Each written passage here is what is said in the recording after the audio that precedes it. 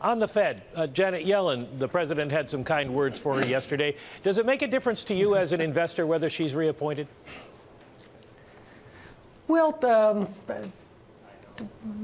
yes. I mean, Janet Yellen has been very dovish, although marching upward recently in terms of interest rates and suggesting that, they need to renormalize. But typically, she's viewed as a very dovish chairperson, and if she was reappointed, I would think that would be favorable for bond markets, especially short-term bond markets.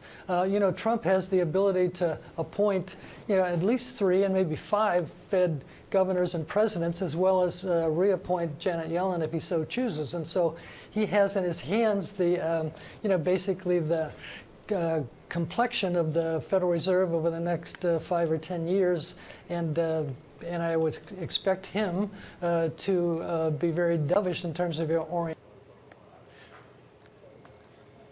What do you expect? Perhaps it was Carter.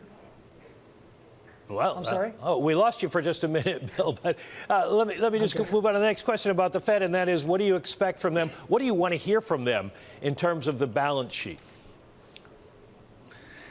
Well, in terms of the balance sheet, I've said this for several years. I don't think they can reduce their balance sheet, because the balance sheet at $4.5 trillion represents a reserve, so to speak, in terms of the total amount of credit in the markets, and that takes 5 to 10 minutes of explanation, and so I won't go there. So I don't think they're going to do that. I think they're suggesting that perhaps they will, and that is favorable to some extent in terms of curve status and curve players. But I think ultimately the Fed is limited to maybe 50 to 75 basis points over the next several years, and actually that's what the markets are pricing in.